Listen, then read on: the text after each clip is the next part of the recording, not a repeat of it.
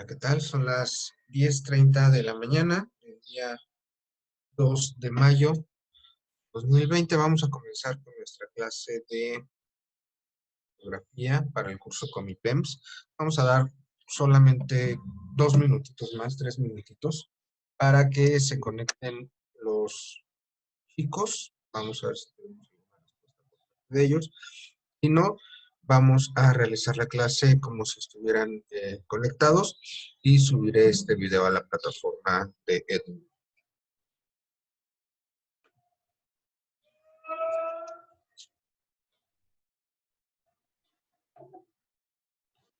Entonces, esperamos unos minutos.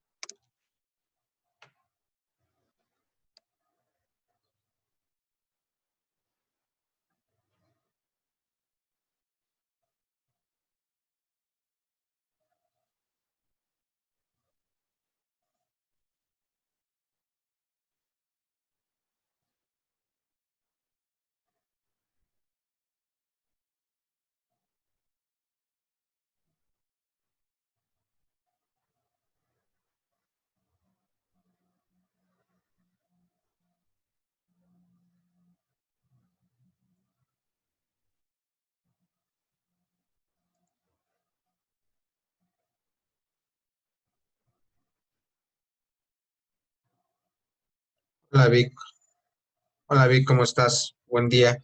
Eh, Vamos a dar otros minutitos más para que se conecten algunos más de tus compañeros y comenzamos, ¿va acá? Ok,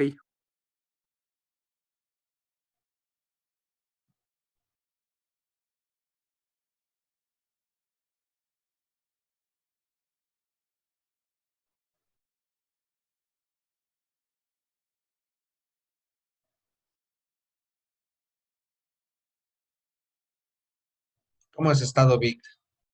Te cuenta la semanita.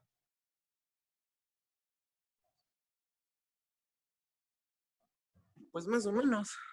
¿Sí? Bien, un poco aburrido. Han estado tus clases? Pues bien, ¿Sí? ¿Pesado o no? sí.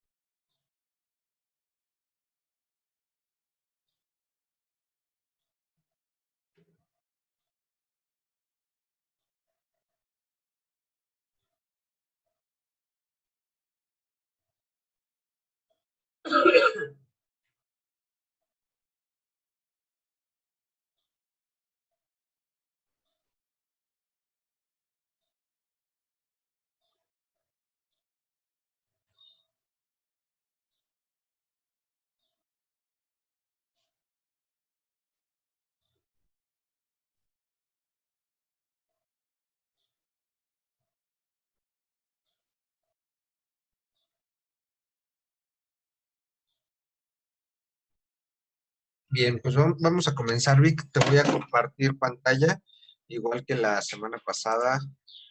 Vamos a ver una presentación acerca de geografía.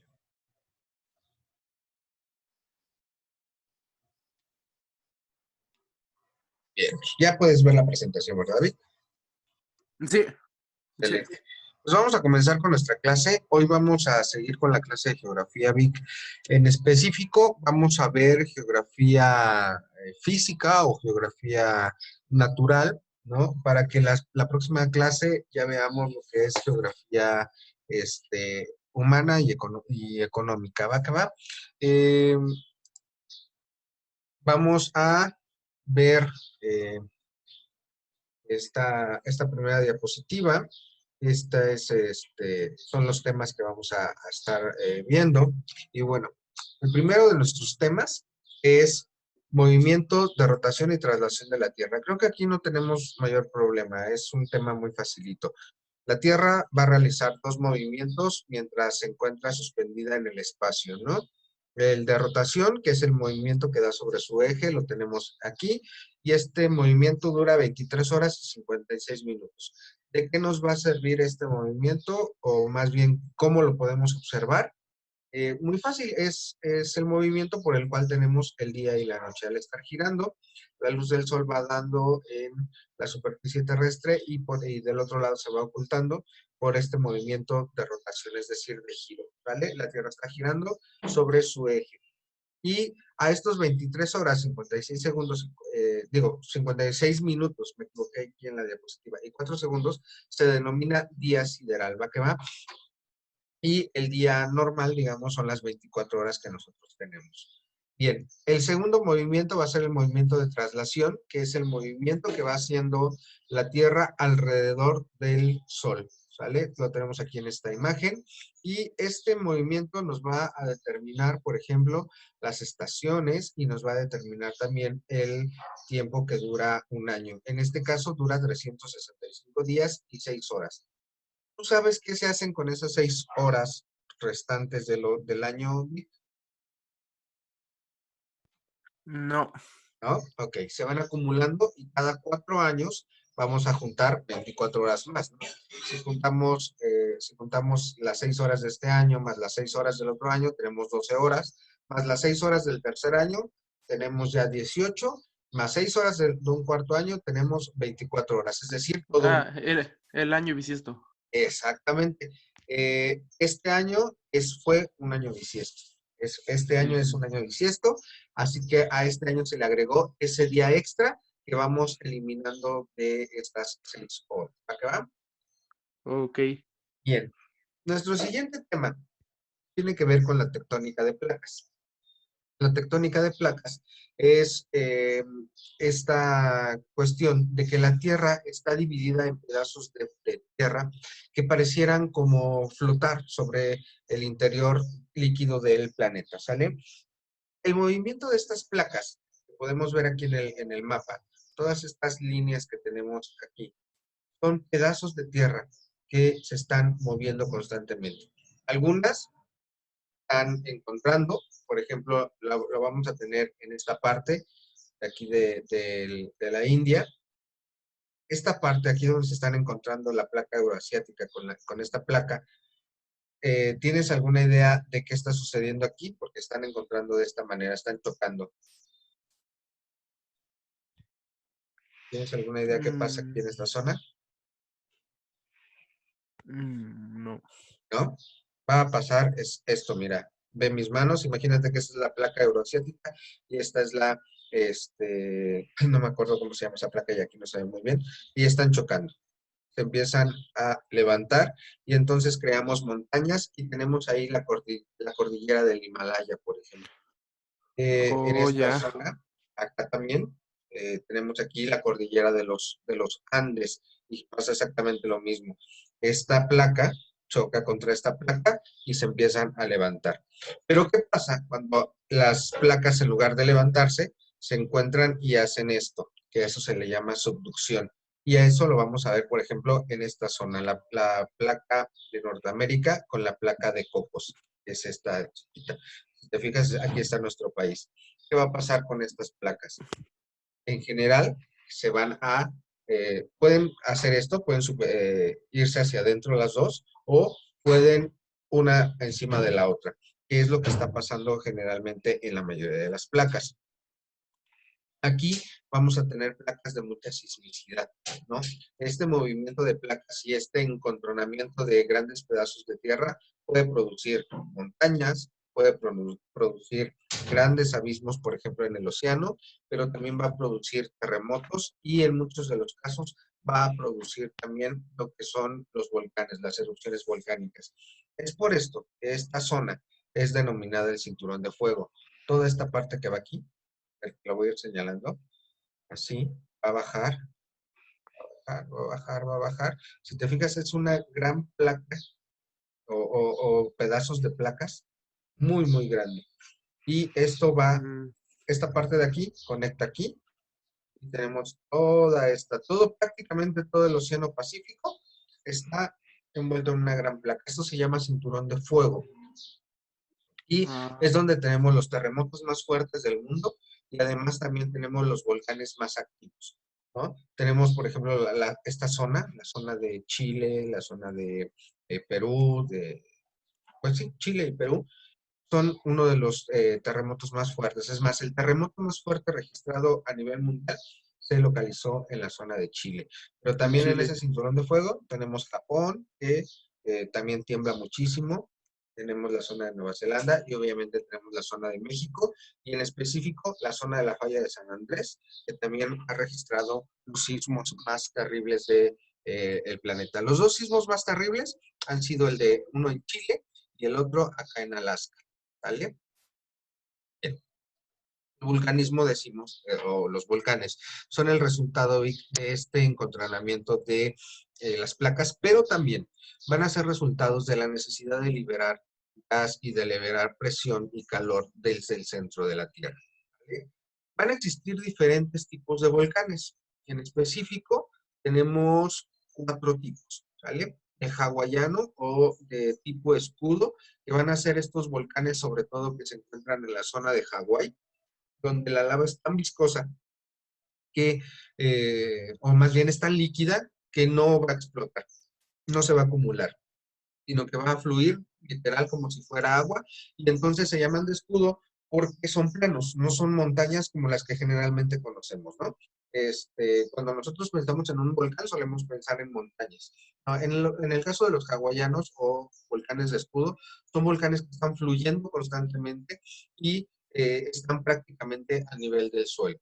¿Vale? En muchos casos, estos volcanes se dan sobre todo en la zona del mar y van a crear islas. Por ejemplo, el archipiélago de Hawái, que está constituido absolutamente de lava, ¿sale? Lava que se ha ido solidificando sobre el océano. Hawái es uno de las pocas archipiélagos de islas que están constantemente creciendo. ¿Por qué? Porque sigue fluyendo lava y sigue creciendo la tierra, ¿sale? También vamos a tener el de tipo estromboliano o estratovolcán, que son estos volcanes que generalmente conocemos de tipo cónico, que son como montañas, ejemplo el volcán Popocatépetl, y se llama estromboliano porque su representante más fuerte es el volcán Stromboli, que está en Italia, y son estos volcanes que vemos, por ejemplo, ¿viste la película El Pico de Dante? No, no la ¿No vi. has visto esa película? La recomiendo, vela, es muy buena. El Pico de Dante es un volcán de tipo estromboliano, que son estos volcanes que al hacer erupción estallan y tenemos estos flujos piroclásticos que generalmente son lo más peligroso, ¿no? Que son grandes cantidades de gas y de lava a muy alta temperatura que viajan a muy alta velocidad. También tenemos los conos de ceniza, que son volcanes muchísimo más pequeños, más o menos de unos 250 metros de altura, y ahí vamos a tener eh, volcanes que son como entre el hawaiano y el stromboliano, ¿no? No van a ser grandes montañas, pero tampoco van a fluir tan fácil como los de Hawái, sino que van a ser algunos tipos explosivos y dentro de estos volcanes son los que tenemos, por ejemplo, aquí en la imagen, ¿sale? También vamos a tener volcanes como los que tenemos hacia la zona de Chalco, que ya están extintos, son literal parecieran pequeñas montañas o pequeños cerros, no son muy, muy altos. También tenemos el volcán más joven de México, que es el volcán Paricutín, es de este tipo. El volcán Paricutín incluso hay fotos de cómo nació. Y finalmente vamos a tener las calderas volcánicas. Las calderas volcánicas son zonas muy enormes, muy grandes, que generalmente son volcanes de tipo estromboliano que hicieron una erupción brutal y literal borraron toda la montaña y solo queda esta caldera, ¿no? Cuando decimos caldera nos debemos de imaginar una especie de olla, ¿vale? Esto no quiere decir que un volcán que se denomina inactivo no pueda volver a activarse. Todos los volcanes se pueden volver a activar en determinado momento, absolutamente todos. En algunos casos tenemos volcanes que desde la prehistoria, desde hace miles de años, no se han vuelto a activar, pero tenemos volcanes que han pasado igual miles de años y de repente vuelven a hacer erupción. En específico, la caldera más grande que tenemos en el mundo es la caldera del Parque Nacional de Yellowstone en Estados Unidos, ahí donde tenemos muchos géiseres. Y esta es una caldera de tal tamaño que si volviese a activarse, si volviese a hacer erupción, borraría del mapa prácticamente un tercio de los Estados Unidos, ¿no? Es una caldera sumamente grande. También tenemos de tipo caldera volcánica, también tenemos el volcán Krakatoa, esto es en el Pacífico, que acaba de hacer erupción hace no muchos años. Y y también tenemos otro en la zona de Grecia, pero ahorita me fue el nombre, que es precisamente donde está lo que conocemos como Creta, ¿no? La, la, la, la, la isla de Creta. Pero se me fue cómo se llama el nombre de ese volcán que estaba ahí. Bien, hasta aquí, ¿dudas con respecto a la tectónica de placas y a los volcanes, Vic? No. No, ok. Pasamos al siguiente gran tema de nuestra guía, que es el ciclo hidrológico. Bien. ¿Me puedes decir, Vic, qué conoces acerca del ciclo del agua o ciclo hidrológico? Mm, mm, este, sobre cómo las diferentes etapas que va teniendo el agua en el planeta. Ah, bien, Mm. bien. Mira, vamos a poner la atención aquí en esta imagen que les puse por aquí. Bien, el ciclo del agua es el medio por el cual el planeta va a estar distribuyendo y reciclando el agua entre los océanos y los continentes. Generalmente, el ciclo del agua lo vemos o lo comenzamos a partir de aquí. El agua que está contenida en los océanos se va a evaporar por medio de la acción del calor del sol, va a subir este vapor, se va a condensar y va a formar nubes, y estas nubes contenidas en la atmósfera van a entrar, por ejemplo, a zonas más frías, se va a condensar, es decir, el vapor se va a volver a hacer agua y va a caer en forma de lluvia o en forma de hielo o en forma de nieve, ¿sale? Pero también vamos a tener, por ejemplo, evaporación aquí en las selvas, por ejemplo. Esta es una parte, la evapotranspiración viene de las selvas, estos lugares muy húmedos, sumamente calurosos y van a estar subiendo vapor de agua.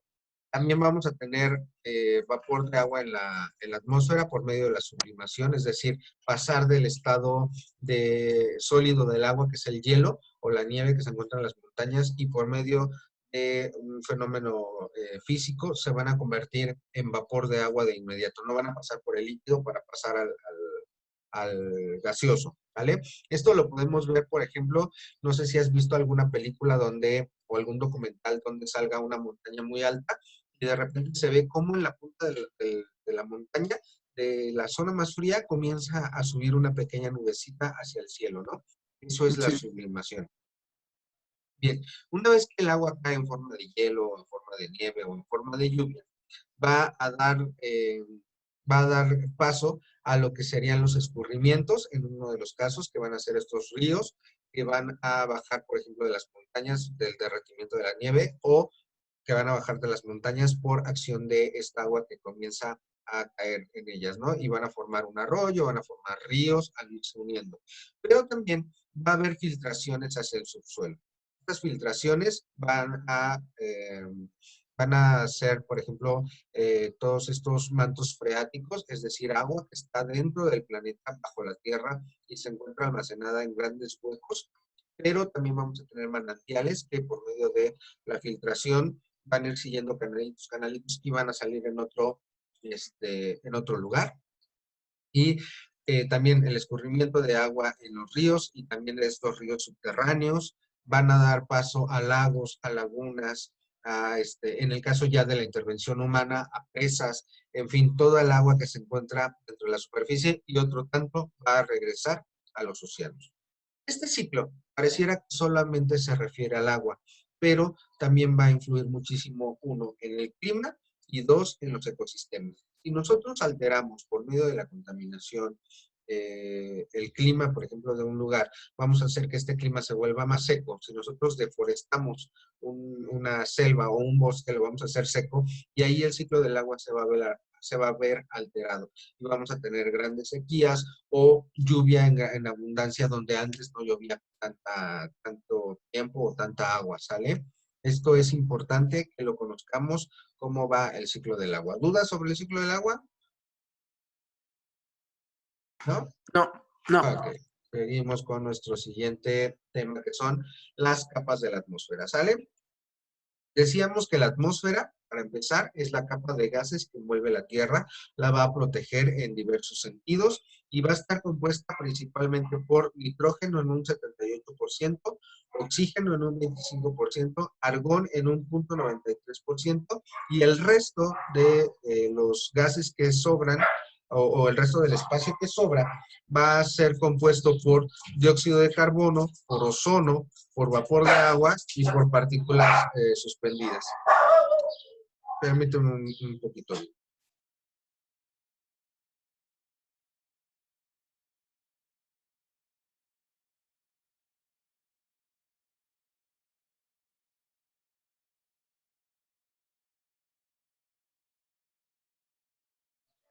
Ok, entonces tenemos que está compuesto por dióxido de carbono, por ozono, por vapor de agua y partículas, el resto de la composición de la atmósfera. ¿Qué tipo de partículas? Generalmente vamos a tener partículas como polvo, por ejemplo, las grandes tormentas de arena en los desiertos. Yo creo que también lo has visto en alguna película, estas grandes tormentas levantan polvo de arena hacia la atmósfera y esta también se va a encontrar ahí. Vamos a tener partículas, por ejemplo, de carbón cuando tenemos algún incendio forestal. Vamos a tener partículas que finalmente la ceniza va a subir. Tenemos ceniza de volcanes, ¿no? En fin, tenemos una serie de partículas extras que andan por ahí en la atmósfera. En general, esta composición que te presento aquí es la composición sana de una atmósfera. Sin embargo, gracias a la intervención humana, pues estamos teniendo algún tipo de problemáticas donde estos niveles se están moviendo constantemente y puede incluso producir cierto tipo de problemas que ahorita vamos a ver. La atmósfera se va a dividir en estas capas, la troposfera, la estratosfera, la mesósfera, la ionosfera y la exósfera, ¿vale? La exósfera es el punto más alejado de la atmósfera y prácticamente no la podemos medir. Sería, digamos, el límite entre el espacio exterior y nuestra atmósfera. Después tenemos la ionosfera, que es la parte de la atmósfera que tiene menos gases, pero sí va a tener muchísimos iones y muchísimas energías donde nos van a servir como protección contra rayos, contra rayos nocivos como rayos gamma, etcétera, que vienen del espacio, y también va a proteger de, por ejemplo, tormentas solares, etcétera. Es en esta zona de la atmósfera donde se van a producir las llamadas auroras boreales. Perdón, se me movió.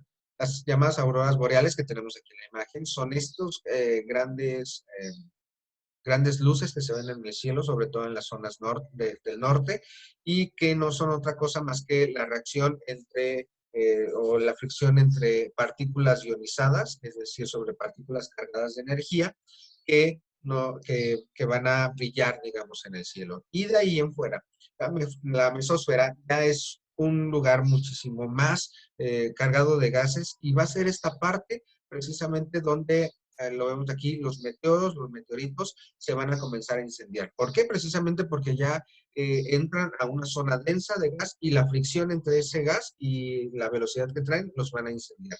Tenemos la estratosfera, que es en general hasta donde va a llegar las nubes, y la troposfera, que es la capa más baja de la atmósfera, que es más o menos de 2 kilómetros de altura, ¿sale?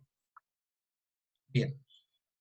Dentro de la atmósfera vamos a tener los elementos y factores del clima, como son la temperatura, que es la cantidad de radiación en forma de calor que tiene la atmósfera, y esta va a estar determinada sobre todo por la altura.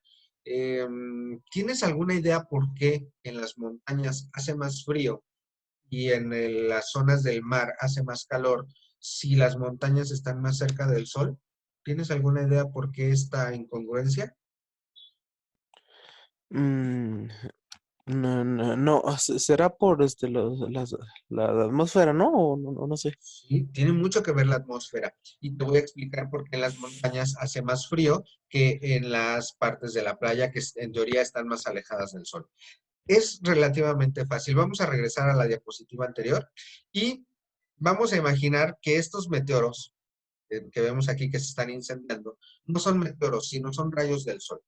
¿Qué va a pasar? Si nosotros dejamos que estos rayos del sol que vienen por aquí comiencen a entrar, va a haber fricción y esta fricción va a generar calor. Cuando ese calor va a llegar a esta zona, que es la zona de la troposfera, va a llegar, por ejemplo, no es cierto, aquí a la estratosfera, que por ejemplo tenemos, ya en la estratosfera, tenemos la montaña más alta del mundo, allá en los Himalaya. Vamos a tener que, cuando llegue aquí, ese aire se ha venido calentando, pero se va a calentar hasta cierta temperatura.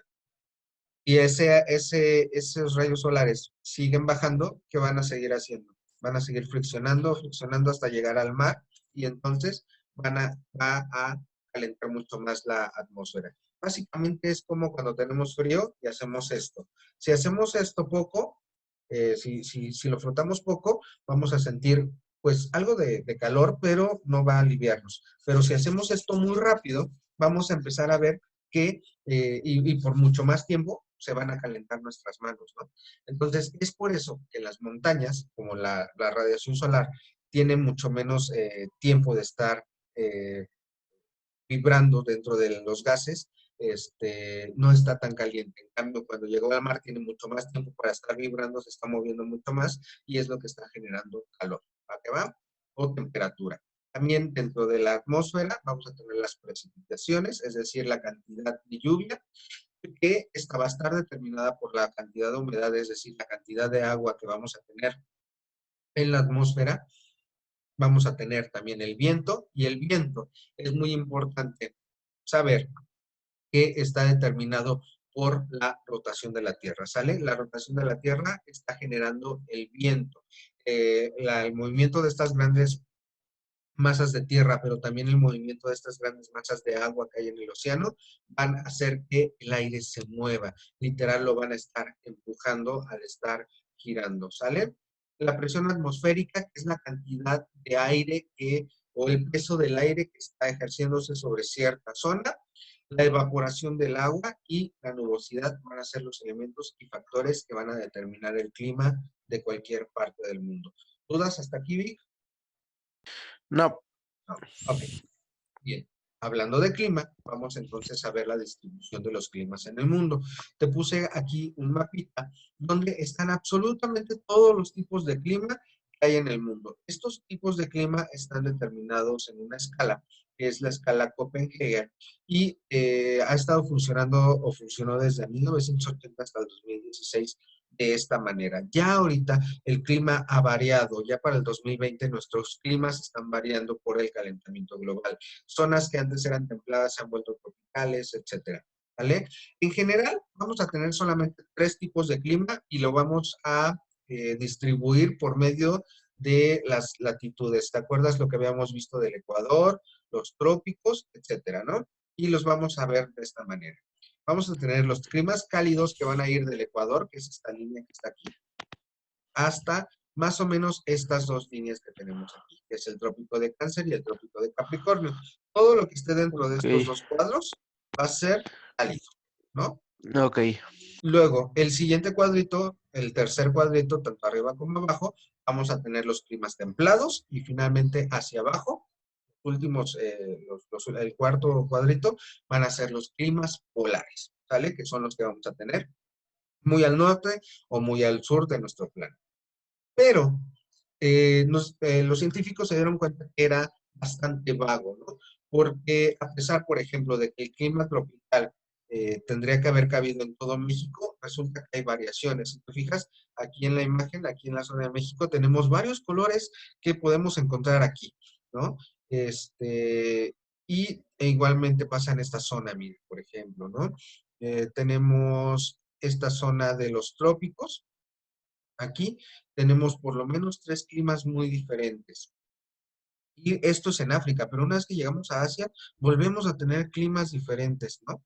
Entonces, hicieron otra subdivisión, que van a ser los climas tropicales, que son precisamente estos climas que se encuentran igualmente entre los trópicos de Cáncer y de Capricornio. Los climas secos, que también los vamos a tener en esta zona, que son las zonas rojas que tenemos aquí. Las zonas rojas y las zonas naranjas son los climas secos. El clima tropical también es el que se le va a llamar selvático y son estos climas azules, en la escala de los azules. Todas estas son selvas. También vamos a tener los climas moderados, que van a ser, por ejemplo, los climas que vamos a tener en esta zona, ¿no? También se le va a llamar eh, zona templada, ¿no? Son, por ejemplo, lo que conocemos como el Mediterráneo. Aquí España, Italia, la zona de Grecia, la zona de Francia. Pero, por ejemplo, si vemos aquí, en la zona de Australia. Tenemos que toda Australia ya está dentro de la zona templada que habíamos dicho acá y todavía tenemos clima seco, clima tropical, etcétera. Aquí abajo Nueva Zelanda, por ejemplo, tenemos clima tropical y ya está dentro de la zona templada. Es por esto que los científicos vieron la necesidad de crear esta subdivisión. También tenemos el clima continental, que es un clima mucho más frío que el templado, pero no llega a ser tan extremo como el clima polar. Y lo vamos a tener, por ejemplo, en esta zona de colores rosas y colores morados. Sobre todo en esta zona, ¿sale? Y en esta parte. Te fijas, hacia el sur no vamos a tener ese clima continental hacia la zona de Sudamérica, ni la zona de Australia, ni mucho menos la zona de África. Solamente tenemos aquí un pequeño pedacito rosa y acá otro pequeño pedacito rosa. Pero en general se va a concentrar en esta zona, morados y rosas. ¿Vale? También Ok, en esta zona vamos a tener el desierto de Golgi, que también es uno de los climas secos, y en esta zona que tenemos aquí, que es el desierto de Atacama, y este es el desierto más seco del mundo. Y vamos a tener el clima polar, que ese sí se va a encontrar en estas zonas muy al norte y muy al sur, que es este clima extremo, donde las temperaturas siempre van a ser frías, siempre van a estar abajo cero, ¿sale? Los periodos más cálidos van a ser, no sé, a -4, a -5 bajo cero, pero siempre van a estar bajo cero. Y finalmente vamos a tener el grupo de las tierras altas, que se va a encontrar prácticamente en todo el globo terráqueo. Este clima va a ser un clima sumamente extremoso y cambiante constantemente. Y es el clima que vamos a tener en la cima de las grandes montañas.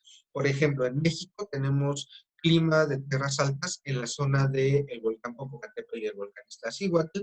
Tenemos en el pico de Orizaba y en el cofre de Perote, que son montañas muy altas y que pueden pasar de la lluvia extrema a tener muchísimo frío, a tener una sequía impresionante, ¿sale? Están constantemente cambiando. Y en específico el de las tierras altas como es tan extremo y tan cambiante, va a hacer que sea muy complicado que haya vida en esa parte del planeta, ¿no? Generalmente en las altas cumbres de las montañas no vamos a tener mucha diversidad de vidas. ¿Dudas con respecto a los climas? no, ¿No? Ok. Continuamos. Nuestro tema 2.6 es la biosfera. Ya habíamos visto que esta parte de la palabra significa esfera, ¿no? Es esto. ¿Qué significa bio? ¿Tú tienes alguna idea qué significa bio? tiene que ver con los seres vivos. Con los seres vivos, excelente, con vida. En específico, bio significa vida. Y entonces la biosfera básicamente significa la esfera de la vida, ¿no?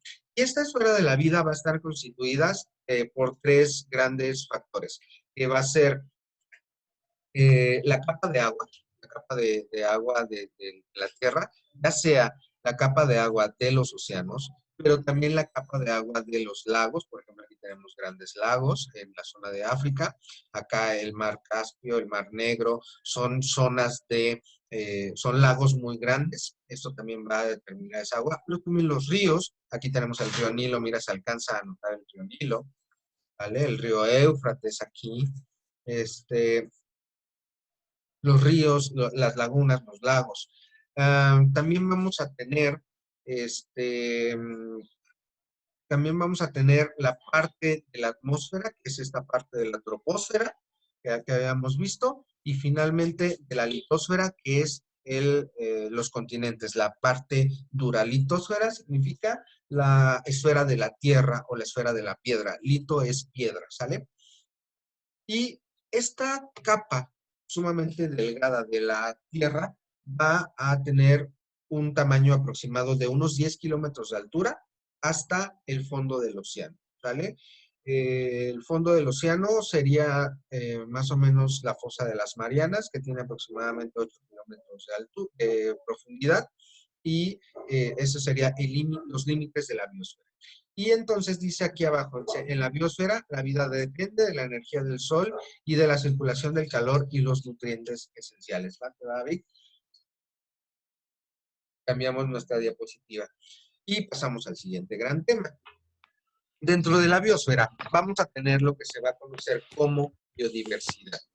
¿Vale? ¿Tienes idea de qué significa biodiversidad, Vic? Mm, sobre las diferentes especies de vida. Exactamente, la biodiversidad o diversidad biológica, según el convenio que se hizo en la Comisión Internacional sobre la Diversidad Biológica, es un término que va a hacer referencia a todos los seres vivos de la Tierra, ¿sale? Y los patrones que van a conformar. Cuando nos referimos a todos los seres vivos, va a ser desde una pequeña bacteria que está viva, aunque sea microscópica, aunque no la podamos ver, desde una pequeña bacteria hasta una gran ballena azul, que sería el animal más grande, pero también hasta una gran secuoya, que son estos árboles que miden 100 metros de altura, pasando por cualquier insecto, por la más pequeña hormiga, ¿sale? Y pasando por la más pequeña de las flores. Es decir, la biodiversidad va a ser referencia a absolutamente todas las formas de vida que hay en el planeta. ¿Qué tiene que ver la biodiversidad con la biosfera? Básicamente, la forma que tiene la biosfera nos va a determinar la existencia y la forma de biodiversidad. Por ejemplo, vamos a tener el caso de los elefantes africanos. Elefantes africanos hay en esta zona, ¿sale? Y vamos a tener el caso de los elefantes asiáticos que están sobre todo en esta zona de la India. Hay mucha diferencia, a pesar de que son prácticamente lo mismo, hay mucha diferencia. El elefante africano es un animal muy grande, diseñado para estar en zonas sin árboles, en la zona de las praderas africanas. Va a tener orejas sumamente enormes, precisamente para ayudarle a distribuir el calor que hace en esta zona de África. ¿Cuál es la diferencia con el elefante asiático? El elefante asiático es un animal mucho más pequeño que está diseñado para caminar por en medio de los bosques tropicales de Asia y va a tener orejas muy pequeñas porque no va a necesitar radiar tanto calor, ¿sale? Ok. Entonces, por ejemplo, la biosfera y la biodiversidad van a ir constantemente unidas. Por ejemplo, era lo que te decía acerca del clima en las montañas. Ese clima tan extremo no va a permitir que la biodiversidad se dé. Sí va a haber algunos animales, por ejemplo, el yak en la zona de, este, de los Himalayas, el yak o el tigre de las nieves, que van a poder sobrevivir en esas condiciones, pero realmente no va a ser como en la selva, donde hay una cantidad impresionante de vegetación, de animales, de insectos, de bacterias, etcétera. ¿Sale? Bien. Ok. vamos al siguiente mini subtema, que son las especies endémicas y las especies en peligro de extinción. ¿Conoces el animal que tengo aquí en la imagen? ¿Sabes qué es? No. ¿No? Este es un animal que se llama ajolote. Ajolote es como lo conocemos actualmente, pero se llamaba en la época prehispánica el axolotl. Y este animal que tenemos aquí, que es una especie de anfibio, solamente se va a encontrar en un lugar en la Tierra, en específico en los lagos de Xochimilco. ¿Vale? Ahorita se están haciendo esfuerzos por recuperar su población y se introdujo a un pequeño lago artificial que tenemos en la zona de Azcapotzalco, en el Parque de Sosomo. Pero en específico este animalito solamente vive en los canales de Xochimilco. Tenemos que los canales de Xochimilco están muy contaminados, están, cada vez se secan más, y entonces este pequeño animalito está en peligro de extinción. ¿Por qué lo puse en específico? Porque va a englobar las dos categorías de una especie endémica y una especie en peligro de extinción. La especie endémica es aquella especie que solamente se va a encontrar en un solo lugar de la Tierra, en un solo ecosistema y no va a ser o no va a estar en ningún otro lado. Porque, por ejemplo, podemos tener al jaguar que se encuentra desde el sur de los Estados Unidos hasta el sur de Argentina. ¿Sale? Tenemos jaguar por toda América prácticamente. Está en peligro de extinción, pero el jaguar se puede, digamos, adaptar a diferentes climas. Lo mismo lo puedes encontrar en un bosque, que lo puedes encontrar en una selva, que lo puedes encontrar en los desiertos, en este límite entre el desierto y las selvas y los bosques, o en las zonas costeras. Pero, por ejemplo, el ajolote solamente lo vamos a tener, te decía, en la parte de Xochimilco y en la parte de, ahorita lo pasaron a la zona del Tesosomo. Entonces, cada especie, cada una de las especies del planeta, así sea la más pequeña de las hormigas, hasta la ballena azul, va a cumplir una función específica en un ecosistema. Va a regular de alguna u otra manera eh, ese ecosistema.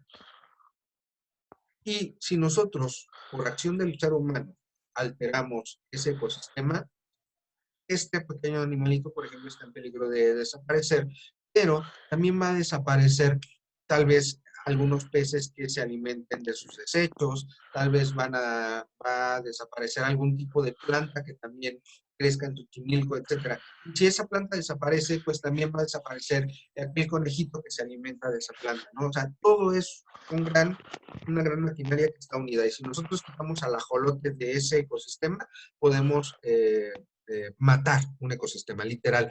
Poner o quitar una especie de un lugar puede matar todo un ecosistema.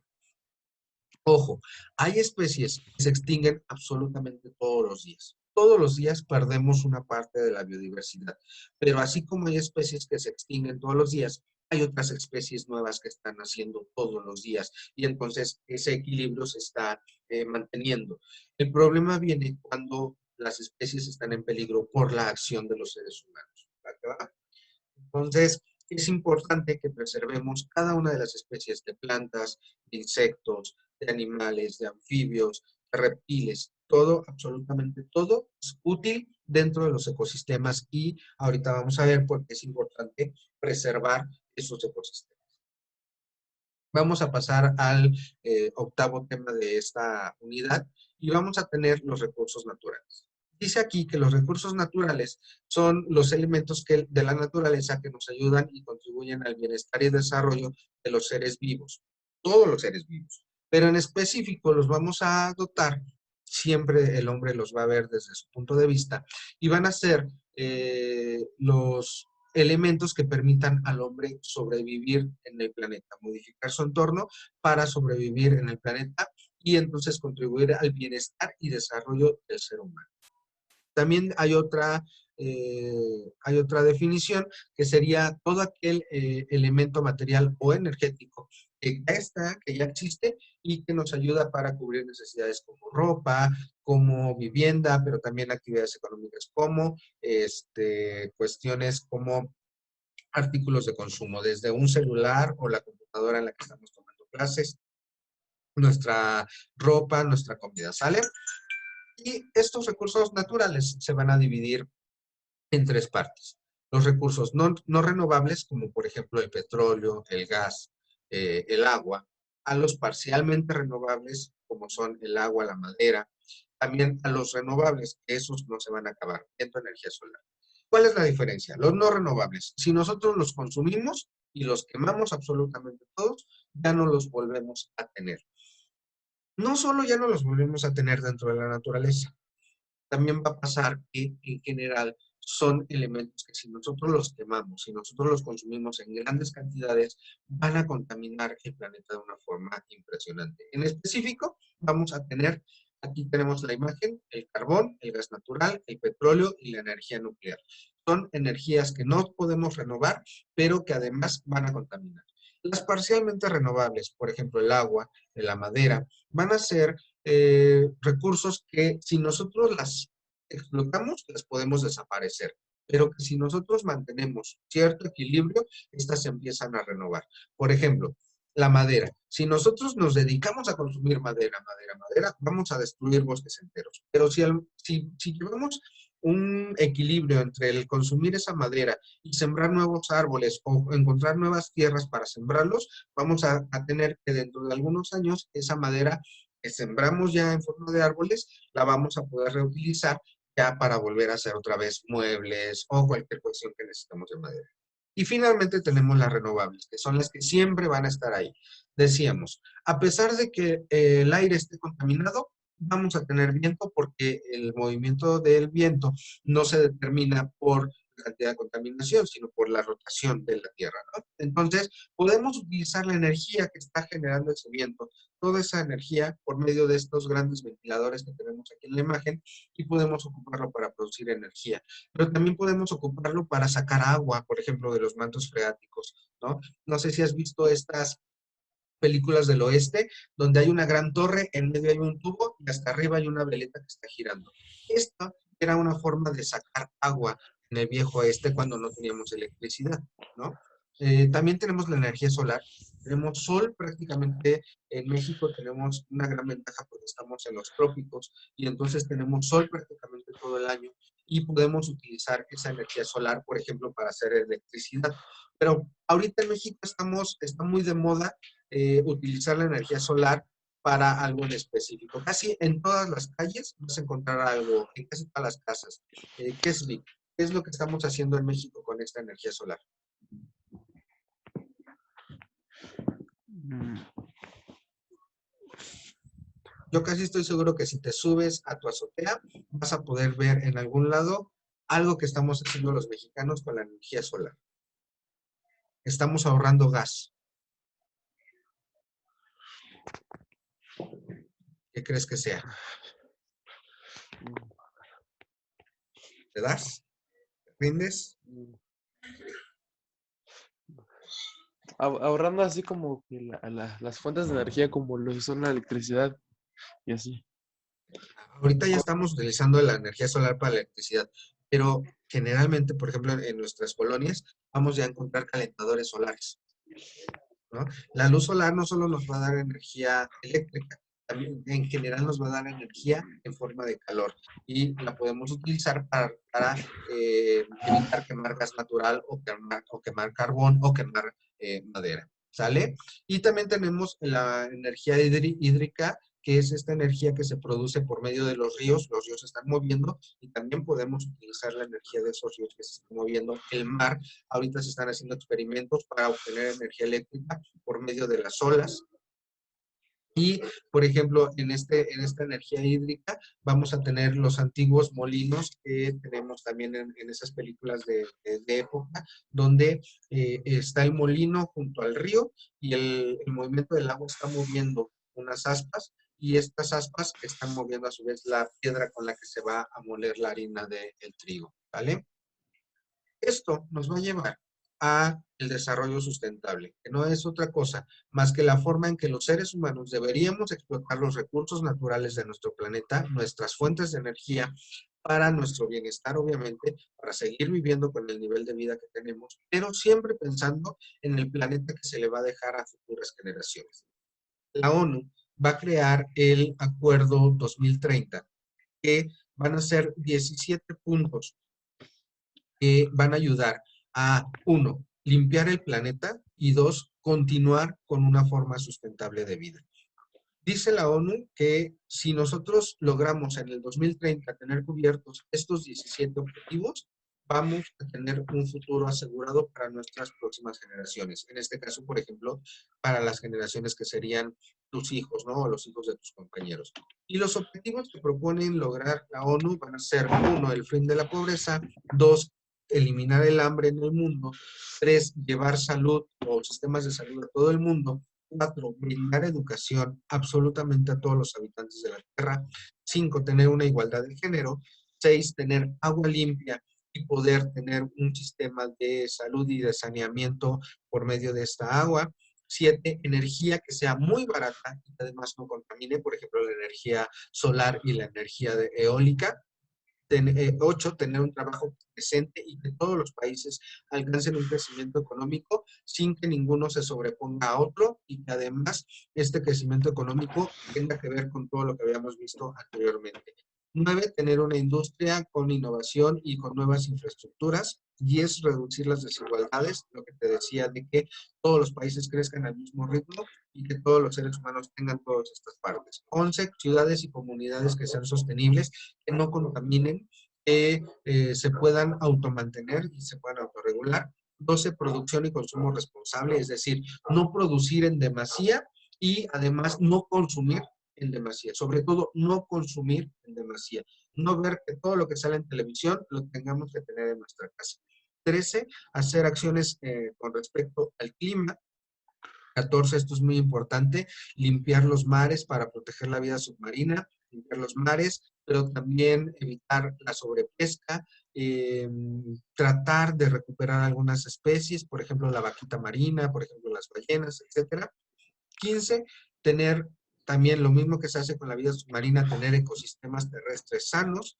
16, paz, justicia e instituciones sólidas, que se acabe la corrupción. Y finalmente, 17, lograr que todos los gobiernos del mundo creen alianzas entre todos para que se puedan lograr los 16 objetivos anteriores. De eso se trata el desarrollo sustentable en el mundo.